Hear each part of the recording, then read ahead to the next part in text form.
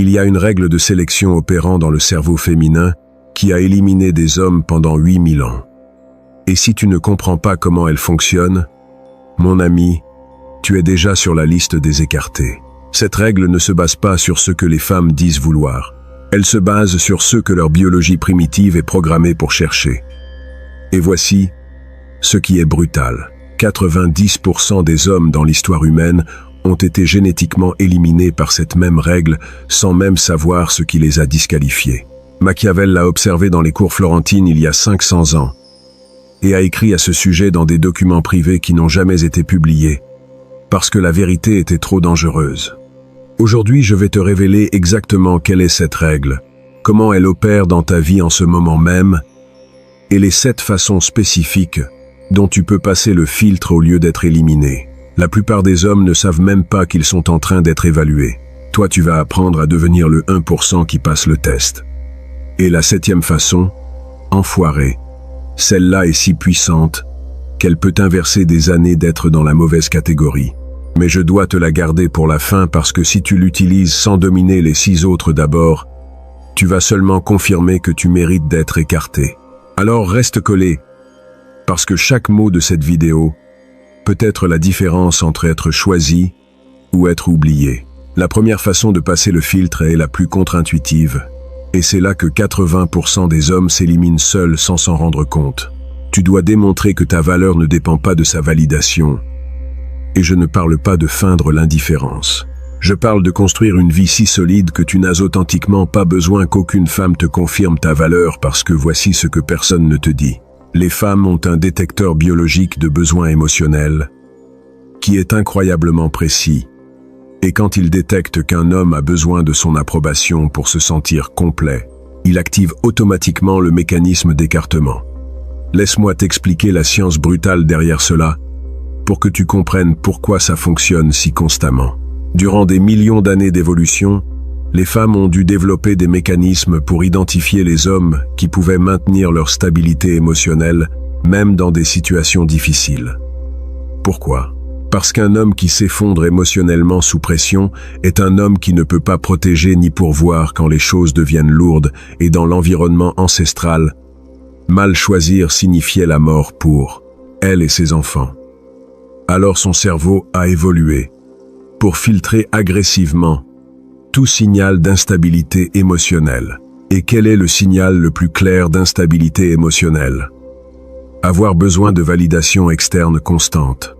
Quand un homme cherche désespérément l'approbation d'une femme, quand son état d'esprit dépend de comment elle le traite, quand il s'effondre si elle s'éloigne, il est en train de communiquer au niveau primitif qu'il n'a pas de ressources émotionnelles propres, qu'il est émotionnellement pauvre. Et la pauvreté émotionnelle est aussi répulsive pour le cerveau féminin que la pauvreté économique l'était dans les sociétés ancestrales. Alors, comment démontres-tu que ta valeur ne dépend pas d'elle? Premièrement, tu dois avoir de multiples sources de validation dans ta vie qui n'ont rien à voir avec la romance, des réussites professionnelles qui te rendent fier, des compétences que tu as maîtrisées, des relations d'amitié profondes, des projets créatifs qui te passionnent.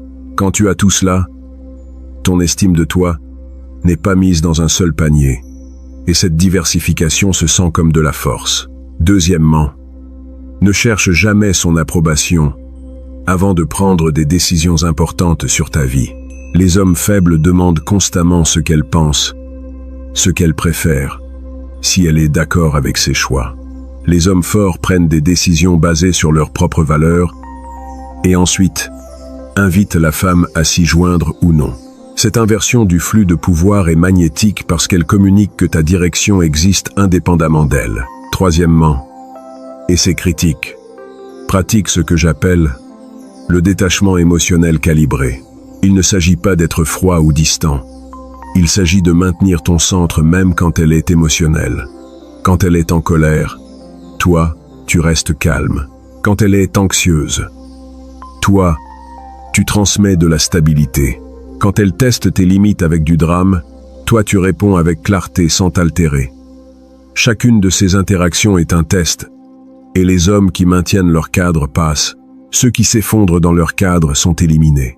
Quatrièmement, développe ce qu'en psychologie évolutive, on appelle des signaux coûteux de qualité. Ce sont des choses qui requièrent un investissement réel de temps, d'effort, de discipline. Un corps en forme n'est pas quelque chose que tu obtiens facilement. Ça requiert des années de travail constant. Une carrière réussie n'apparaît pas par chance. Elle requiert sacrifice et dévouement. Des compétences de haut niveau dans n'importe quel domaine requièrent une pratique délibérée. Quand elle voit que tu as ces choses, son cerveau calcule inconsciemment. Cet homme a la capacité de soutenir l'effort à long terme. C'est un indicateur de ressources émotionnelles profondes. Cinquièmement, ne réagis jamais émotionnellement quand elle s'éloigne ou crée de la distance. Les hommes nécessiteux poursuivent, appellent 10 fois, envoient des messages désespérés, demandant ce qu'ils ont fait de mal. Les hommes avec une valeur propre se maintiennent dans leur vie, continuent leurs activités et permettent que l'espace fasse son travail parce qu'ils comprennent quelque chose de fondamental. Si ta vie est suffisamment précieuse, elle va vouloir y revenir. Si elle ne l'est pas, la poursuivre confirme seulement qu'elle ne l'était pas. Si tu veux dominer cette mentalité une fois pour toutes, mets un like à cette vidéo et abonne-toi à la chaîne, parce que ce qui vient dans la deuxième façon est encore plus brutal. Et c'est la différence entre les hommes qu'elles utilisent et les hommes pour lesquels elles entrent en compétition. La deuxième façon de passer le filtre est plus sombre et opère si profondément que la plupart des femmes ne peuvent même pas l'articuler consciemment. Tu dois démontrer une capacité de leadership décisif sans besoin de consensus. Et c'est là que ça devient intéressant parce que cela contredit tout ce que la culture moderne t'a enseigné sur les relations égalitaires et la prise de décision partagée. Mais la biologie ne lit pas de manuel de correction politique. La biologie répond à des modèles qui ont fonctionné durant des millions d'années. Machiavel a observé dans les cours que les femmes les plus puissantes, celles qui techniquement avaient tout le pouvoir politique, gravitaient constamment vers des hommes qui pouvaient prendre des décisions sans hésiter. Pas des hommes qui leur demandaient ce qu'elles voulaient faire, des hommes qui décidaient avec conviction et ensuite les invitaient à se joindre à cette direction. Et quand il a écrit là-dessus dans ses notes privées, il a utilisé une phrase qui est dévastatrice. Il a dit que les femmes méprisent secrètement les hommes qui leur livrent le pouvoir de décision parce qu'elles interprètent cette livraison comme de la faiblesse déguisée en respect. Alors, comment démontres-tu un leadership décisif? Premièrement, dans des situations quotidiennes où une décision est requise, prends-la sans demander la permission. Si vous allez sortir et qu'elle demande où, tu dois déjà avoir un plan. Ne lui dis pas « je ne sais pas ». Où veux-tu aller? Dis « on va à cet endroit. Je crois que ça va te plaire. » Et si ça ne lui plaît pas, qu'elle offre une alternative. Mais toi, tu diriges la direction initiale. Ce modèle répété des milliers de fois communique que tu es quelqu'un qui peut prendre le volant quand c'est nécessaire. Deuxièmement, quand il y a un conflit ou un désaccord, maintiens ta position si tu crois réellement qu'elle est correcte. Les hommes qui s'effondrent devant la première résistance et changent leur opinion pour éviter la confrontation sont en train de communiquer que leur cadre est faible. Les hommes qui peuvent dire « Je comprends ton point, mais je vois ça différemment et je vais maintenir ma position » communiquent une force de caractère. Et voici le paradoxe. Souvent, elle va presser plus fort quand tu fais ça. Cette pression est un test. Elle vérifie si ta conviction est réelle ou performative. Si tu maintiens ton terrain avec calme, tu passes. Si tu t'effondres, tu confirmes qu'elle avait raison de douter de toi. Troisièmement, développe ce que j'appelle une vision de long terme articulée. Les hommes sans direction vivent au jour le jour, sans plan clair de là où ils vont. Les hommes avec du leadership peuvent décrire exactement où ils veulent être dans 5 ans, ce qu'ils sont en train de construire, quels sacrifices ils sont prêts à faire. Et quand elle écoute cette clarté de vision, quelque chose s'active dans son cerveau. Son système est en train d'évaluer si je m'unis à cet homme, où m'emmène sa trajectoire. Si la réponse est vers le haut, vers la croissance, vers une stabilité améliorée, elle s'accroche. Si la réponse est stagnation ou incertitude, elle s'éloigne. Quatrièmement, prends des décisions difficiles, sans les dramatiser. Quand tu as besoin de faire quelque chose qui bénéficie à ta mission, mais qui l'affecte temporairement, comme travailler les week-ends, sur un projet important, ou déménager pour une opportunité professionnelle, ne transforme pas ça en un drame émotionnel, où tu cherches sa permission. Communique-le avec clarté. Explique ton raisonnement, mais fais-lui savoir que la décision est déjà prise. Tu es en train de l'informer, pas de demander l'approbation. Cette distinction est tout. Les leaders informent, les suiveurs demandent la permission. Cinquièmement, n'utilise jamais le silence passif-agressif ou la manipulation émotionnelle pour obtenir ce que tu veux. Ce sont des tactiques de personnes sans pouvoir réel. Le leadership authentique est direct. Si quelque chose te dérange, tu le communiques clairement. Si tu veux quelque chose, tu le demandes ou tu le prends sans détour. Cette transparence d'intention combinée avec la conviction d'action est une combinaison dévastatrice d'attirance parce qu'elle est rare. La plupart des hommes sont soit passifs, soit agressifs. Ceux qui trouvent le juste milieu de leadership assertif sans agression sont ceux qui passent le filtre. Maintenant, allons avec la troisième façon. Et c'est là que nous commençons à entrer dans un territoire qui va en mettre beaucoup mal à l'aise. Tu dois démontrer que tu es en demande. Et je ne parle pas de mentir sur le fait d'avoir des options.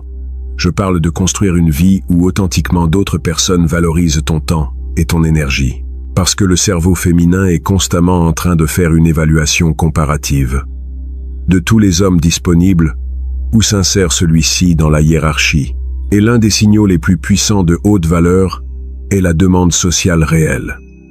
La psychologie évolutive a un terme pour ça. Ça s'appelle le copiage de choix de partenaires.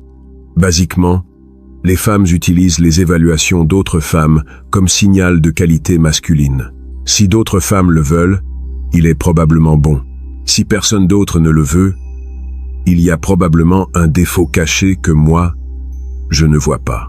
C'est le même principe qui te fait vouloir un produit quand il y a une file pour l'acheter, mais te méfier du produit que personne n'achète. Alors, comment génères-tu une demande sociale authentique? Premièrement, étends ton cercle social au-delà d'elle. Les hommes qui font d'une femme leur unique contexte social communiquent la pénurie. Les hommes qui ont des amis, des connaissances, des réseaux professionnels, des activités de groupe, communiquent l'abondance. Et quand elles voient que d'autres te cherchent, que ton téléphone sonne, que tu as des plans qui ne l'incluent pas toujours, son cerveau marque des points en ta faveur. Deuxièmement, maintiens des amitiés féminines visibles, mais avec des limites appropriées. C'est un territoire délicat, mais puissant, quand c'est bien fait.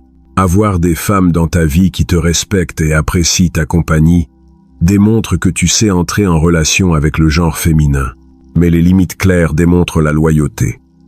Cette combinaison, désirabilité sociale plus intégrité relationnelle, est magnétique, parce qu'elle résout un paradoxe dans son cerveau. Elle veut un homme que d'autres désirent, mais en qui elle peut avoir confiance qu'il ne la trahira pas. Troisièmement, travaille à développer un charisme visible. Et le charisme n'est pas quelque chose avec lequel tu nais. C'est une compétence qui se développe. Apprends à raconter des histoires qui accrochent. Pratique de faire un contact visuel fort. Développe un sens de l'humour qui fasse rire des groupes. Quand elle te voit être le centre d'attention sociale et clairement d'autres personnes, spécialement d'autres femmes, profiter de ta présence, cela active quelque chose de primitif. Son cerveau dit « C'est une ressource rare. Si tu le fais bien, tu dois démontrer une capacité reproductive différée et un contrôle des impulsions. Laisse-moi expliquer ce que cela signifie en termes pratiques, parce que ça sonne technique. Ce que je suis en train de dire, c'est que tu dois démontrer que tu peux retarder la gratification immédiate pour des objectifs de long terme et que tu as la maîtrise sur tes impulsions au lieu d'être contrôlé par elles. Pourquoi est-ce si critique? Parce qu'au niveau évolutif, les femmes avaient besoin d'hommes qui pouvaient faire des sacrifices présents pour des bénéfices futurs. Un homme qui mange toute la nourriture aujourd'hui et ne garde rien pour demain est un mauvais prospect de survie.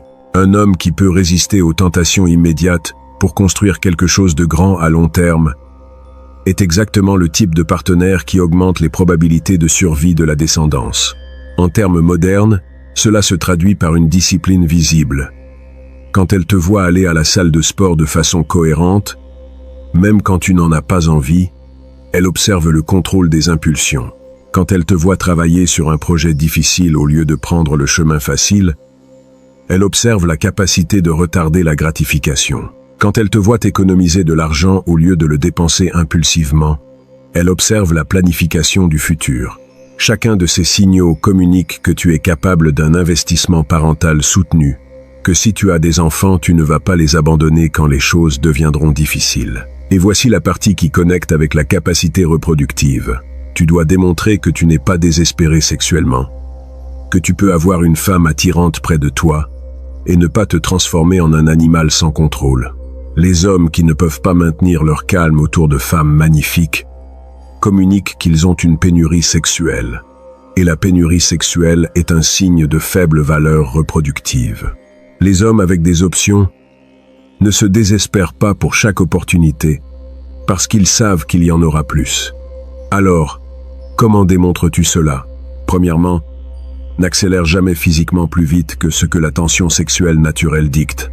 Les hommes désespérés touchent trop tôt, embrassent trop vite, pressant pour du sexe prématurément. Les hommes avec du contrôle permettent que l'escalade se produise organiquement, et cette patience se sent comme du pouvoir parce qu'elle communique que tu n'es pas en train d'opérer depuis le besoin. Deuxièmement, dans des contextes sociaux, ne change pas ton comportement drastiquement. Quand une femme attirante apparaît, les hommes de faible valeur focalisent immédiatement toute leur attention sur la femme nouvelle, ignorent tous les autres, deviennent performatifs. Les hommes de haute valeur maintiennent exactement la même énergie. Ils peuvent noter qu'elle est attirante sans que leur comportement entier ne se réorganise autour de cette attraction. Cette stabilité de cadre est extrêmement attirante parce qu'elle est rare. Dans les commentaires, je veux voir ton opinion sur quelque chose. Qu'est-ce qui passe le filtre féminin le plus efficacement selon ton expérience? A. Un homme qui a complètement réussi professionnellement mais est socialement réservé. Ou B. Un homme avec un succès modéré, mais un charisme social très développé. Écris A ou B et explique rapidement ton raisonnement. Nous allons voir ce qui gagne dans cette vidéo. La sixième façon va sonner contradictoire avec certaines des précédentes, jusqu'à ce que tu comprennes l'équilibre. Tu dois démontrer une capacité de vulnérabilité stratégique. Et attention, je ne suis pas en train de dire que tu te transformes en un livre ouvert émotionnel. Je suis en train de dire que la vulnérabilité au bon moment, depuis une position de force, est dévastatrice de puissance. Mais la plupart des hommes l'utilisent mal. Ils l'utilisent trop tôt, depuis une position de faiblesse, comme un moyen de générer de la pitié ou une connexion artificielle. La vulnérabilité stratégique est différente. C'est quand tu as déjà établi que tu es fort, capable, émotionnellement stable. Et alors tu partages quelque chose de personnel qui montre de la profondeur. Cette révélation depuis une position de pouvoir crée une intimité réelle. Mais si tu l'utilises avant d'établir ta valeur, tu confirmes seulement que tu es faible. C'est timing et contexte. Machiavel a écrit là-dessus en observant comment les leaders les plus efficaces savaient exactement quand montrer de l'humanité et quand maintenir de la distance. Les leaders faibles essayaient de générer de la sympathie constamment. Les leaders forts maintenaient l'autorité, mais occasionnellement laissaient voir quelque chose de personnel qui les rendait humains sans sacrifier le respect. Alors, comment utilises-tu la vulnérabilité stratégiquement? Premièrement, utilise-la seulement après avoir démontré compétence et force cohérentes. Si elle te voit déjà comme quelqu'un de solide, capable, qui a sa vie sous contrôle, alors une révélation de quelque chose avec quoi tu as lutté dans le passé crée de la connexion. Mais si tu n'as pas encore établi ce plancher de force, la même révélation te fait paraître faible. Deuxièmement, quand tu partages quelque chose de vulnérable, fais-le sans chercher son sauvetage émotionnel. Tu n'es pas en train de décharger tes problèmes sur elle, en attendant qu'elle te répare. Tu partages quelque chose que tu as déjà traité, que tu as déjà géré, et tu lui donnes simplement accès à cette partie de ton histoire. Cette différence est critique. L'un communique que tu as besoin d'être sauvé. L'autre communique que tu es suffisamment fort pour t'être sauvé toi-même. Et maintenant nous arrivons à la 7e façon, la plus puissante de toutes, et c'est celle qui sépare véritablement les hommes qui passent le filtre de ceux qui sont éliminés de façon permanente. Tu dois démontrer que tu es sur une trajectoire ascendante soutenue. Il ne s'agit pas d'où tu es maintenant. Il s'agit de vers où tu vas et à quelle vitesse. Parce que le cerveau féminin n'évalue pas seulement ton état actuel. Il évalue ton potentiel futur. Et les hommes sur une trajectoire ascendante activent quelque chose dans son système, qui est de la pure addiction. Voici la science derrière cela. Dans des études de sélection de partenaires, à travers les cultures, un facteur prédit de façon cohérente l'attraction féminine au-dessus de presque tout le reste. Ambition visible combinée avec progrès démontrable. Pas ambition abstraite. Ambition avec preuve de mouvement. Parce que l'ambition seule peut être du fantasme. Mais ambition plus progrès est une prédiction fiable de succès futur. Et depuis une perspective évolutive, cela a un sens parfait. Une femme qui choisit un homme en se basant seulement sur son état actuel parie sur un nombre statique. Mais une femme qui choisit un homme en se basant sur sa trajectoire parie sur une fonction croissante. Et si cette fonction continue de croître, elle finit avec un compagnon de beaucoup plus grande valeur que celui avec qui elle a commencé. C'est un investissement stratégique dans le potentiel. Alors comment démontres-tu une trajectoire ascendante? Premièrement, tu dois avoir des preuves visibles de progrès dans de multiples domaines de ta vie, pas seulement dans un. Si tu travailles seulement sur ta carrière, mais que ta santé est détruite et que tu n'as pas de vie sociale, ta trajectoire est déséquilibrée. Mais si tu améliores ton physique, avances professionnellement, étends tes compétences, grandis financièrement, tout simultanément, cette trajectoire intégrée est inarrêtable. Deuxièmement, communique tes victoires sans arrogance, mais sans fausse modestie. Quand tu accomplis quelque chose de significatif, mentionne-le, pas comme de la frime, comme partager quelque chose qui t'émeut. Les hommes insécures cachent leur réussite par peur de paraître arrogants. Les hommes sûrs parlent de ce qu'ils sont en train de construire avec une passion authentique, et cette passion est contagieuse. Troisièmement, et c'est le plus important, n'arrête jamais de te pousser. Le jour où elle sent que tu as déjà atteint ton sommet, que tu n'as plus de montagne à escalader, que tu t'es installé, ce jour-là tu commences à perdre son respect, parce que son système est constamment en train d'évaluer. Cet homme continue de grandir, ou il a déjà stagné. La stagnation active des alarmes biologiques qui disent « j'ai mal choisi, j'ai besoin de réévaluer ». Alors, même dans des relations longues, même après des années, tu dois continuer d'avoir des objectifs, continuer de poursuivre des choses, continuer d'être quelqu'un en mouvement, parce que la victoire ascendante n'est pas une destination. C'est un style de vie, et les hommes qui l'internalisent n'ont jamais à s'inquiéter de passer le filtre, parce qu'ils sont constamment en train d'améliorer les standards du filtre lui-même. Maintenant, laisse-moi résumer les 7 façons rapidement. Première, démontre que ta valeur ne dépend pas de sa validation. Deuxième, dirige avec décision sans besoin de consensus. Troisième, génère une demande sociale authentique. Quatrième et cinquième combinés, contrôle des impulsions plus capacité de retarder la gratification. Sixième, vulnérabilité stratégique, depuis une position de force. Et septième, trajectoire ascendante, soutenue dans de multiples domaines. Et maintenant, le disclaimer que tu as besoin d'entendre. Tout ce que je viens de t'enseigner fonctionne parce que c'est basé sur des millions d'années de psychologie évolutive. Mais tu peux l'utiliser de 2 façons. Tu peux l'utiliser pour manipuler et tromper les femmes, en leur faisant croire que tu es quelque chose que tu n'es pas. Ou tu peux l'utiliser comme une carte pour devenir authentiquement cet homme, pour construire la vie, le caractère, la mission qui génère naturellement ces signaux. Ma recommandation est que tu utilises cette connaissance pour te transformer, pas pour feindre.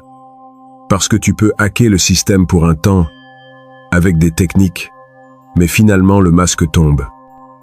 En revanche, si tu deviens réellement le type d'homme qui passe ces filtres, parce que tu as authentiquement développé ces qualités, Non seulement tu attires des femmes de calibre supérieur, et tu construis quelque chose de réel, qui dure.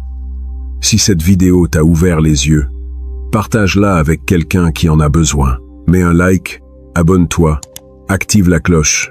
Et dans la prochaine vidéo, je vais te révéler les 3 mots spécifiques qui font qu'une femme passe de l'intérêt casual à l'obsession totale. Ce sont 3 mots que la plupart des hommes n'utilisent jamais parce qu'ils ont peur du pouvoir qu'ils ont. Mais quand tu les utilises au bon moment, ils changent toute la dynamique. On se voit dans la prochaine vidéo, mon ami. Et rappelle-toi, il ne s'agit pas d'être parfait. Il s'agit d'être inarrêtable. Les hommes parfaits sont ennuyeux. Les hommes en mouvement constant sont irrésistibles.